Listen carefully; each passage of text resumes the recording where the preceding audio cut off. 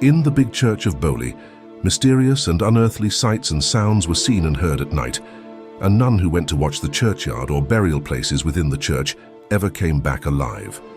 A courageous tailor made light of the matter and laid a wager that he would go any night and sew a pair of stockings in the haunted church.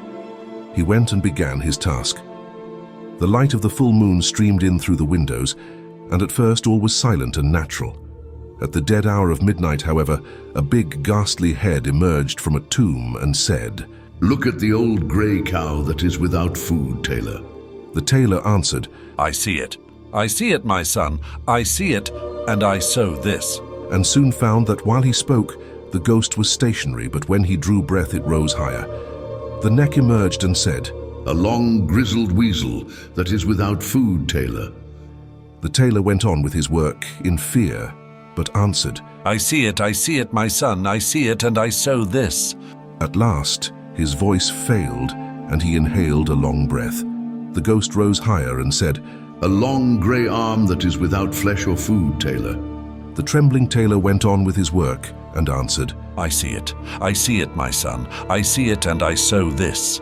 Next breath, the thigh came up, and the ghastly apparition said, "A long crooked shank that is without meat, Tailor." The tailor was near done with his work and answered, I see it, my son. I see it, and I sew this.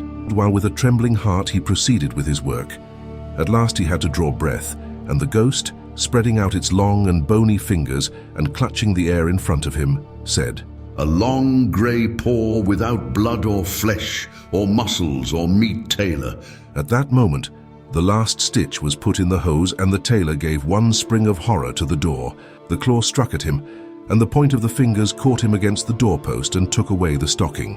The tailor's flesh shook and quivered with terror, and he could cut grass with his haunches as he flew home. The mark of the hand remains on the door to this day. This is perhaps the most widely known and most popular story in the Scottish Highlands. There is hardly an old church in the Highlands where the event has not been said to have occurred.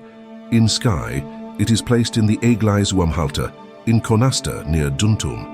In the Cathedral of Iona, there is a small nook pointed out called the Tailor's Hole, where it is said the monks kept the tailor who made their clothes.